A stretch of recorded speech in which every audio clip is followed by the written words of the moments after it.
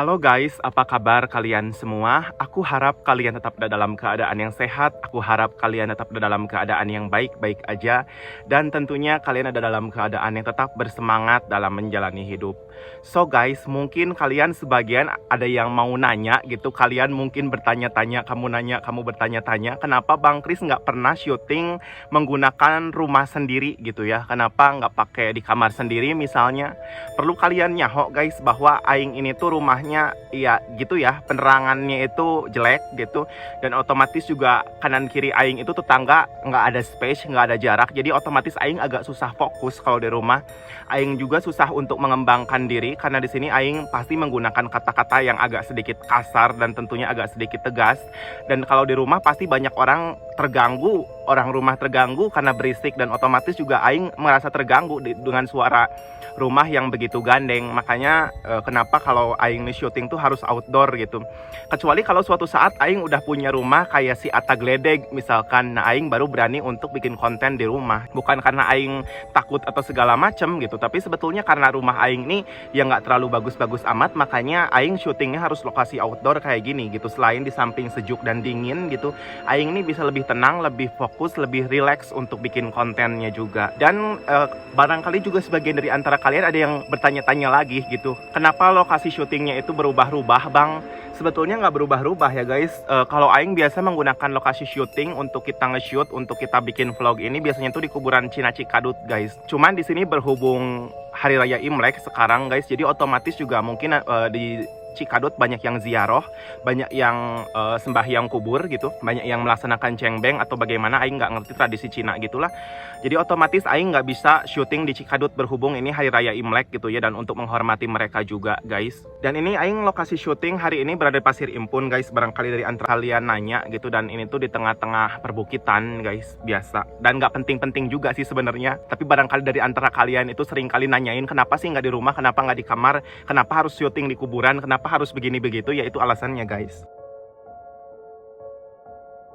Hari ini kita akan kembali lagi membahas video gore yang edan dan membagongkan guys. Dan ini tuh adalah hasil requestan langsung dari subscriber dan viewers setia gitu guys, tentang seorang laki-laki bernama Amokrane Sabet guys. Dan di sini terlebih kalian perlu nyaho dulu guys, siapa itu Amokrane Sabet guys. Sampai kasus ini tuh perlu kita bahas karena yang unik di sini, kejadian bagong dan kejadian edan ini terjadi di negara berflower tercinta kita guys. Terjadi di negara Indonesia gitu, tempat kita brojol guys tentunya. Dan di sini juga perlu kalian tahu, perlu kalian nyaho siapa itu Amokrane Sabet guys. Dan ternyata setelah Aing searching, setelah Aing Google, setelah Aing cari di internet siapa itu Amokrane Sabet, dia itu adalah seorang mantan petarung gitu, MMA ya guys, asal Prancis gitu. Aing nggak ngerti apa itu MMA, tapi singkat kata ini dia itu tukang tenggel lah gitu ya, tukang apa ya, gontok-gontokan gitu. Aing karena kurang ngerti olahraga yang begitu, jadi di sini Aing menjelaskan kepada kalian dengan bahasa Aing yang apa adanya. Dan kalian juga barangkali ada yang ngerti apa itu MMA,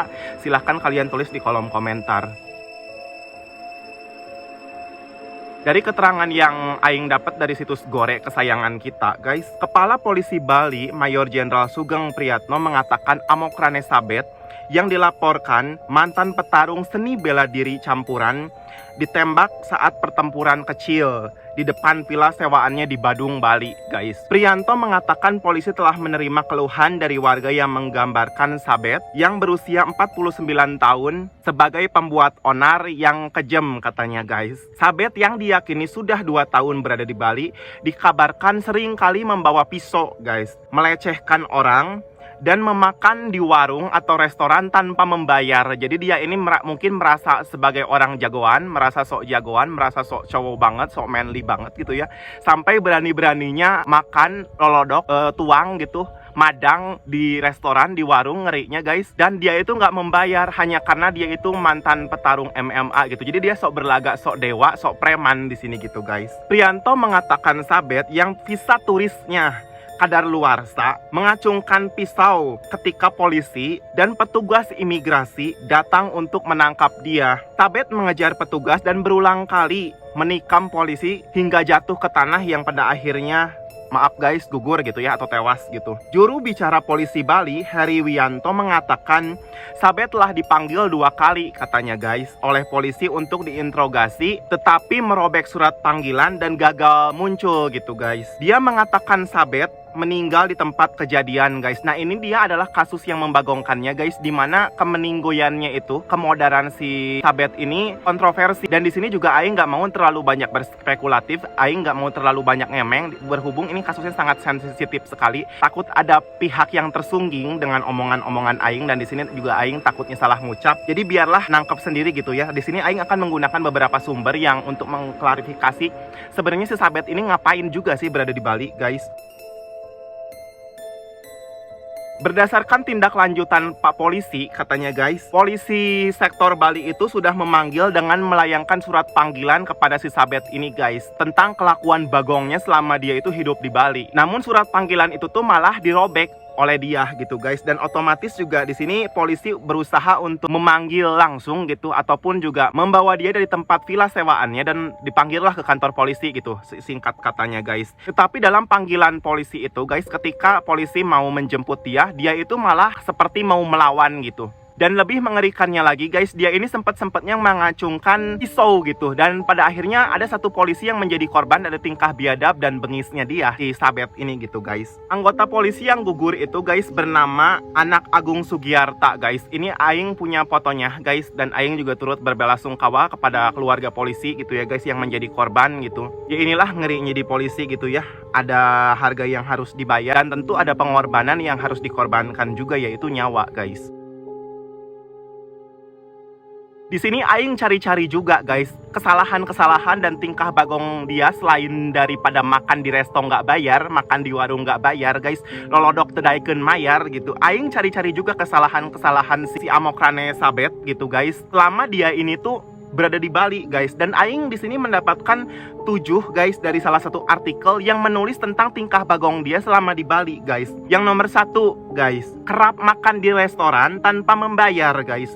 Dia juga pernah mengancam manajer restoran tersebut katanya guys, dan restorannya di sini saya nggak disebutkan restoran apa gitu ya. Nomor 2 guys, mengganggu pengguna jalan. Amokrane juga kerap menggoda wanita sehingga membuat risih masyarakat guys. Jadi kalau istilah dangdut, istilah Siti Badriah ini tuh umur 49 tahun gitu, umur udah aki-aki gitu ya guys ya, tapi masih juga ganjen kepada awewe, kepada wanita gitu. Jadi berondong kolot lah, berondong tua kalau istilah dangdutnya mah gitu ya. Visa turisnya sudah tak berlaku berdasarkan catatan keimigrasian. Izin tinggalnya sudah kadaluarsa sejak 27 September 2015 guys. Di visanya itu udah basi, izin tinggalnya itu harusnya diperpanjang, dia malah enggak gitu. Nomor 4 katanya guys, menikam anggota kepolisian Bali. Korban diketahui meninggal dunia akibat luka tusuk dari tingkah laku si Sabet ini guys. Yang kelima guys, juru bicara kepolisian Bali, Heri Wianto, mengungkap Amokrane sering membawa pisau. Tentu ini menjadi ancaman guys buat warga sekitar. Amokrane juga sering ugal-ugalan dalam berkendara guys. Jadi dia ini sebagai turis bukannya menghormati tradisi tempat gitu guys, malah bertingkah sok jagoan, berlagak sok preman hanya karena dia itu mantan petarung MMA gitu guys. Dia tidak menjunjung langit di mana bumi dia dipijakan guys. Ini sangat geleh sekali, tingkah lakunya menjebalkan sekali tentunya guys. Dan yang ketujuh guys, pria berusia 49 tahun itu, si Amokrane Sabet guys, sempat mengaku sebagai reinkarnasi Yesus dan Nabi Muhammad katanya guys. Ini juga sangat mengerikan sekali guys. Jadi dia ini entah gitu ya, karena mungkin kejiwaannya stres, nggak punya istri, nggak punya keluarga, ataupun juga keluarganya awut-awutan guys, sampai kayak orang gila tingkahnya ini, mengaku sebagai utusan Tuhan gitu ya, mengaku sebagai inkarnasi kenabian. Ini adalah suatu hal yang gini, mirip seperti Lia Eden lah gitu guys. Dan permasalahan awal dari si Amokrane Sabet ini, mantan petarung MMA ini guys, udah dilaporin oleh masyarakat kepada polisi guys. Yang kata masyarakat itu sering meresahkan, mengancam, makan di warung nggak bayar, mengganggu istri orang, dan terakhir pengancaman yang diadukan oleh 20 warga guys di sekitar Tegal Gundul, Tibuneng, Kuta Utara guys, Bali gitu ya. Berdasarkan laporan tersebut katanya guys, pihak polisi sektor Kuta Utara melakukan pemanggilan sebanyak 3 kali, tapi panggilan tersebut selalu aja suratnya itu disobek katanya guys. Pukul 11.30 atau setengah siang waktu Indonesia Tengah guys, petugas yang dipimpin ke Polsek dengan Translate Philip melakukan negosiasi, tetapi si Amok Rane Sabet ini malah melawan dengan menggunakan senjata tajam, menantang untuk berkelahi dan mengatakan polisi bangsat dan lain-lain guys. Anggota polisi itu kan mundur dulu tuh kemudian ya guys ya, untuk konsolidasi dan sepakat untuk tetap dilakukan upaya paksa untuk dinegosiasi lagi. Si Amok Rane Sabet ini malah ngejar polisi guys, dan oleh polisi Bali tentunya guys, si Amok Rane ini ditembak guys. Pertamanya itu ditembakkan ke langit dulu, nggak langsung si Amok Rane Sabetnya yang ditembak guys, tetapi dia ini malah kekeh guys, malah ini gitu lompat lari-larian seperti anjing edan guys, dan menusuk polisi sampai salah satu anggota polisi itu gugur gitu guys. Nah guys, di sini juga ada sedikit teori sambal terasi gitu ya guys. Di sini juga ada sedikit yang unik guys, di mana hasil otopsi Rumah Sakit Umum Pusat Sanglah sebab kematian Amok Rane katanya guys, bukan karena dijedor gitu guys, bukan karena dijedor polisi, tetapi karena katanya guys, luka tusuk di bagian leher dari pisau yang dia bawa sendiri. Ini sangat nggak masuk akal tentunya guys, karena aing udah melihat videonya di mana itu dia itu ditembak berkali-kali gitu. Dan di sini juga ada beberapa artikel yang menentang bahwa dia itu meninggoy atau modar karena luka tusuk yang ada di lehernya. Di sini aing nggak mau terlalu banyak ngemeng, nggak mau terlalu banyak berspekulatif, takut nanti aing salah ngemeng, takut nanti aing salah ngucap dan banyak orang yang tersungging gitu. Biarlah nanti kita nonton aja videonya sama-sama, dan di sini juga nanti biar kalian menilai sendiri guys tentang kejadian kemodaran si Amok Rane Sabet ini. Dan kata pihak rumah sakit RSUP Sanglah guys, luka tusuk yang di bagian lehernya itu katanya guys menyebabkan gangguan pernapasan jelas Sugeng di Mapolda Bali dan Pasar Rabu 3 bulan 6 2016. Dia menambahkan tidak ada tembakan yang menembus bagian organ tubuh Amok Rane yang menyebabkan dia meninggoy. Sebab pada saat itu petugas melepaskan pelor karet peluru dengan menggunakan peluru karet. Tidak ada tembakan yang menembus ke organ dalam tubuhnya seperti jantung, hati, limpa, dan usus, ungkapnya guys. Menurutnya, kemodaran Amok Rane Sabet bukan karena tembakan peluru tajam, melainkan luka sabetan di bagian leher dengan menggunakan senjata tajam. Ini teori sambal terasi yang aing sendiri nggak ngerti guys. Di sini juga berita bagong tentang si Amok Rane Sabet ini udah tenar gitu ya. Bule pembuat onar di Barawa, Bali meninggoy ditembak katanya guys oleh polisi. Seorang warga negara Prancis, Amok Rane Sabet yang nekat menusuk polisi hingga tewas akhirnya ditembak meninggoy polisi. Dari video yang beredar setidaknya terdengar lebih dari 13 kali suara jedoran gitu guys.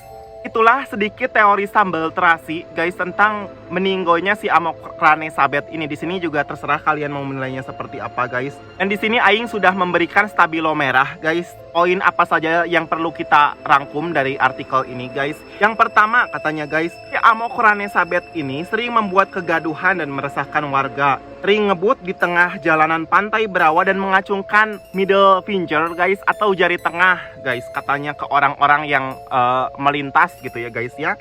Sebelum ramai diberitakan, menurut seorang pemilik restoran yang tak mau disebutkan namanya, Amok Rane Sabet telah di blacklist oleh pemilik akomodasi pariwisata di 2 wilayah, yakni di Berawa dan Seminyak, Kuta Bali guys. Dan kenapa si Amok Rane Sabet itu di blacklist dari pariwisata Bali? Tentu kalian juga udah pada nyaho guys.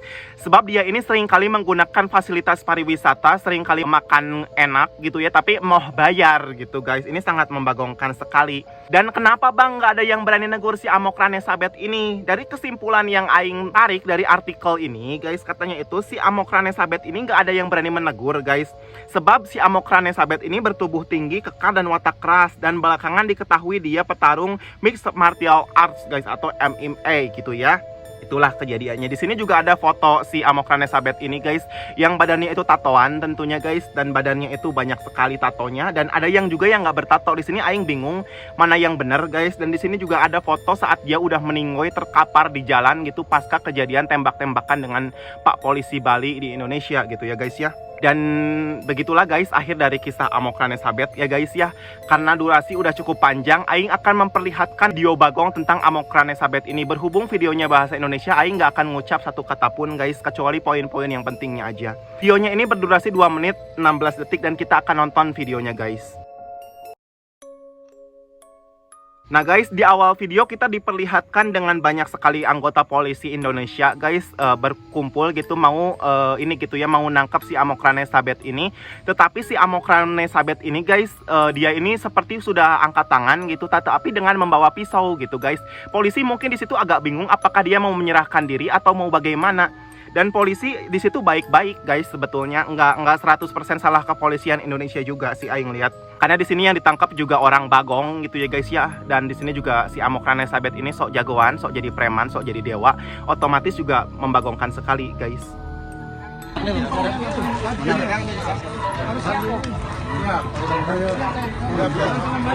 Langsung gitu. Siap. Siap Pak Kapolsek, Pak Kapolsek minggir. Pak Kapolsek. Pak Kapolsek minggir.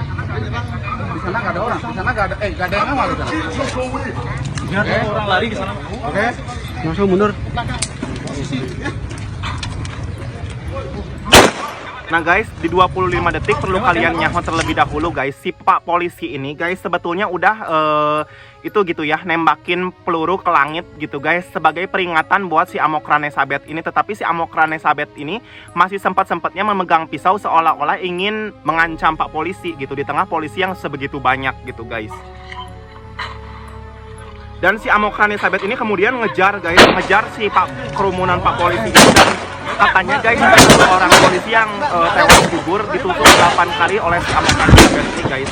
Otomatis Pak Polisi juga itu karena mengamankan diri, menyelamatkan diri, otomatis mau nggak mau harus menembak si Amok Ranesabet ini guys. Dan si Amok Ranesabet ini dijedor ulang-ulang, dijodor berulang-ulang gitu, guys. Banyak sekali pelor di situ, pelor dador itu seperti kembang Happy New Year guys. Di juga ya udahlah kalian nonton sendiri gitu guys.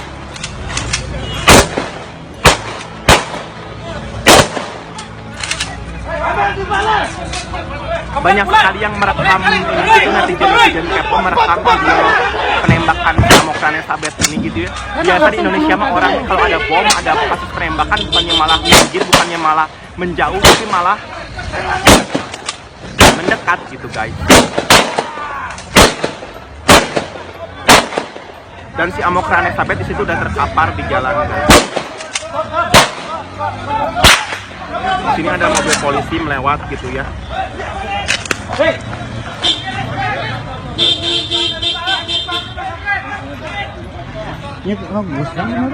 Dan si Amok Ranesabet di sini sebetulnya badannya itu masih hidup guys, masih refleks gitu, seperti mau bangun tetapi udah nggak berdaya guys. Entah ini dia meninggoinya bener karena luka yang ada di leher dia, di batang Kinder Joy dia, atau ditembak polisi. Kita nggak berani menyimpulkan terlalu jauh guys. Terhubung ini video udah lama sekali, kejadiannya tahun 2016, udah lebih dari 5 tahun yang lalu gitu guys. Dan di sini banyak sekali orang-orang yang malah sibuk untuk merekam dia gitu guys, merekam nasib si Bang Sabet ini. Itulah akhir dari kisah Bang Amok Ranesabet di Bali tahun 2016 yang sangat edan dan membagongkan sekali guys.